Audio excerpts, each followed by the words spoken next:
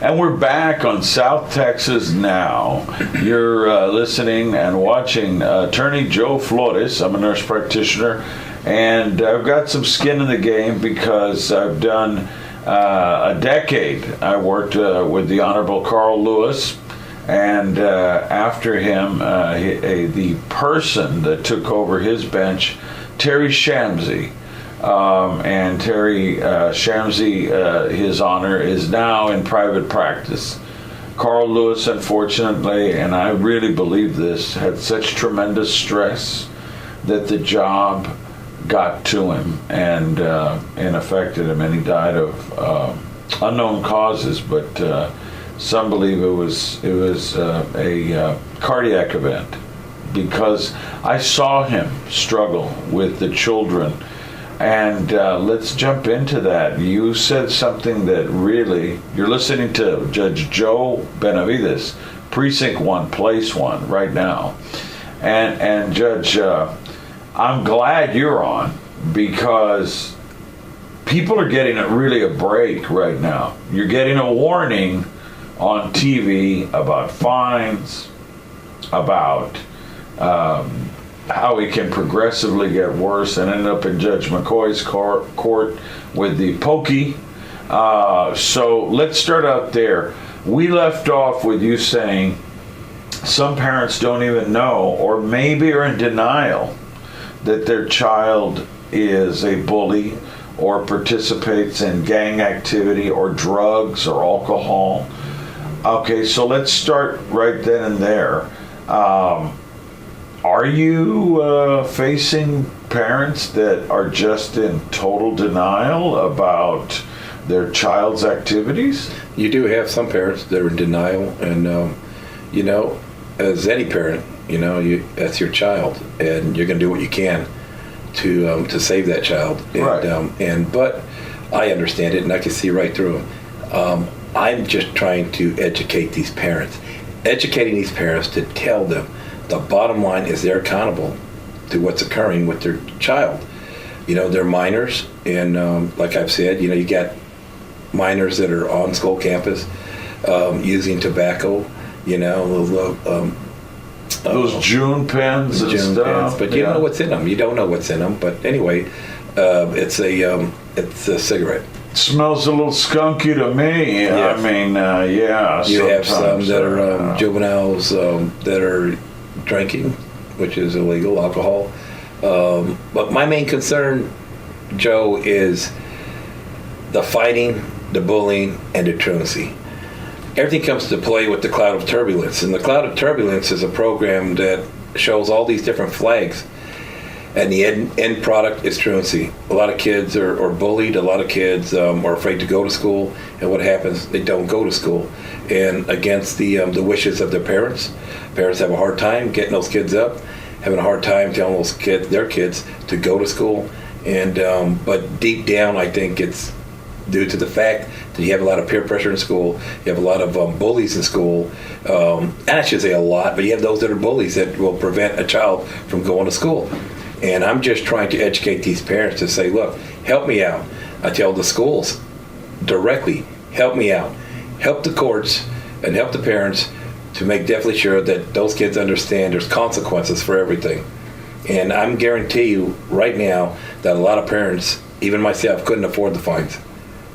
And that's a law. But before going to court, I'd rather see those kids in school, in the classroom, seated on time. Go ahead. And learning what they can.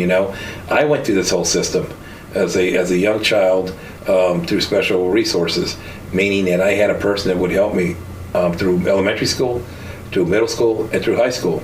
Who was that?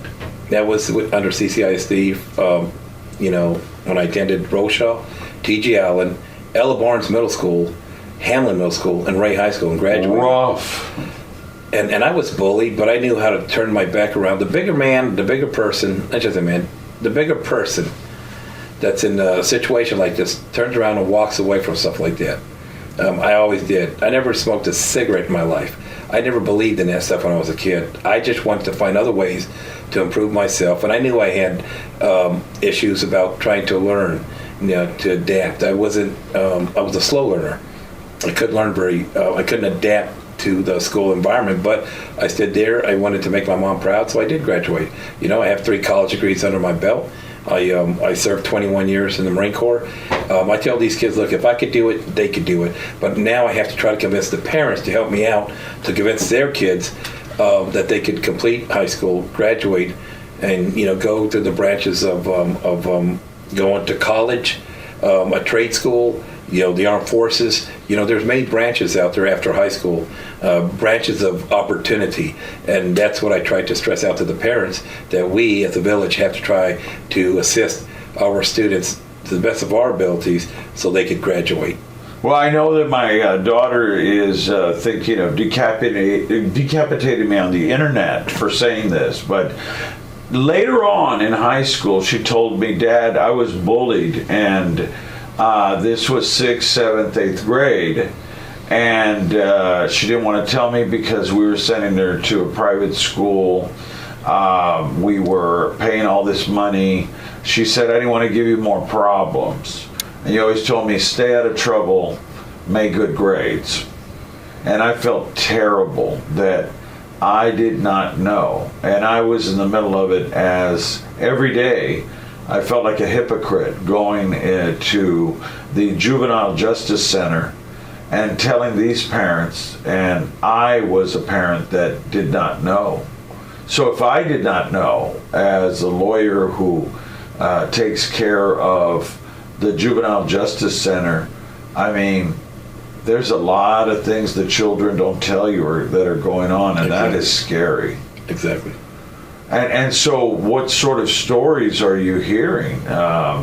What about sex underage? Yeah, you have that.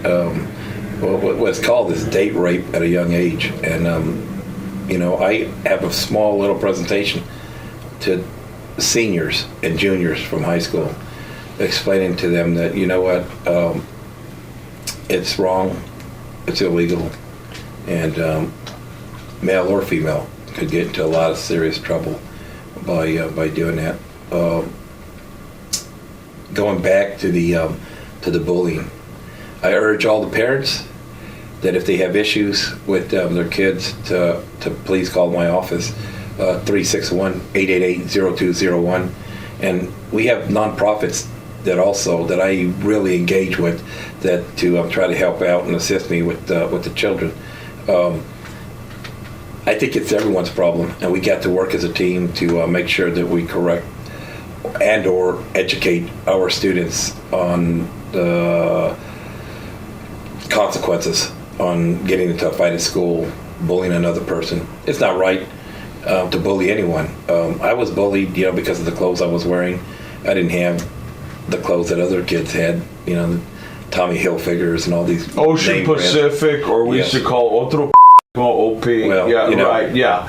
That one will be beeped out. Don't worry, Bill will take care of that. But, it's not one of the 7 words, but, yeah. And I think that's what occurred there, being bullied because you don't have certain things. But I'm going to stress out to you, Joe, that bullying, and it occurs at all levels. It doesn't matter what your income level is or where you live. It's all over now. It's there's fighting throughout all the schools, and I'm not going to mention the schools, but pretty much I'm working out in the Northwest, the western parts, the South Side now, all of the South Side high schools and middle schools. We all have issues with this fighting, this bullying, this peer pressure, and I'm going to do the best that I can to make a stop to it, or try to find a solution and or educate our parents and our children that this stuff will not be tolerated. Have any of the children stepped forward and tried to make groups and been courageous enough to do anti-bullying and reporting this bullying?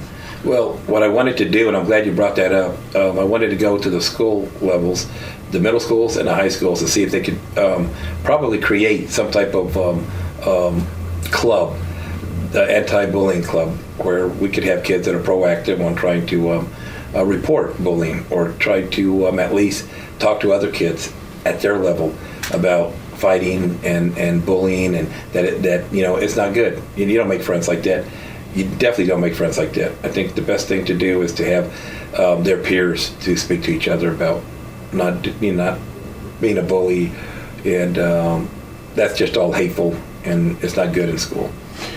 You know, you had a lot of media coverage when you were hanging on to life last year, and you know, you've given me permission to talk about the hanging on for each breath.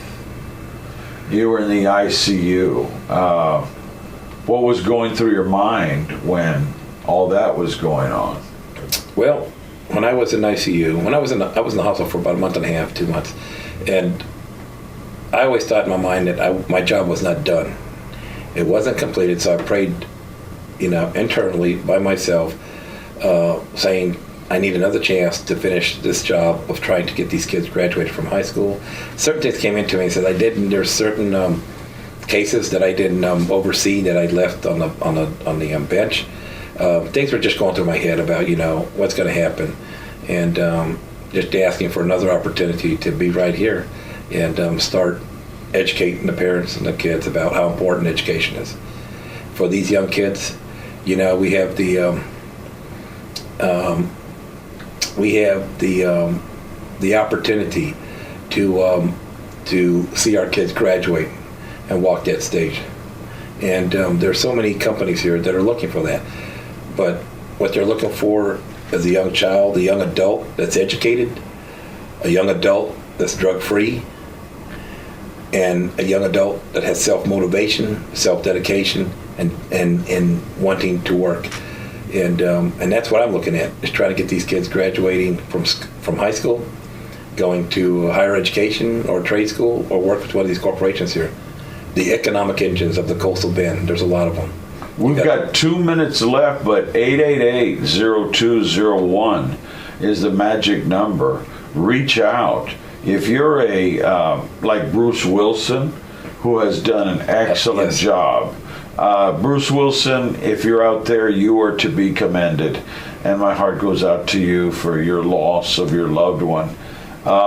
He turned a school around that was known as Welcome to the Jungle, and a high school. He turned it around. Yes, one man can make a difference.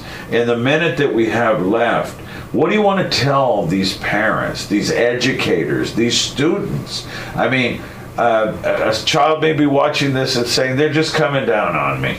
Once again, blaming the kid.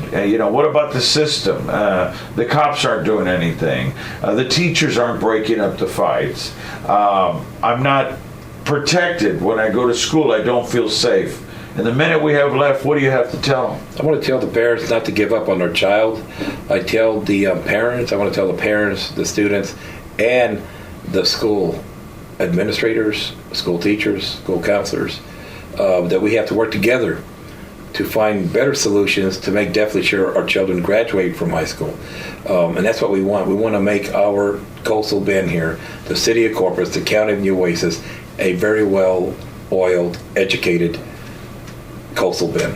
Very well said. You've been watching and listening to someone who's been on the bench for a decade, and 888-0201.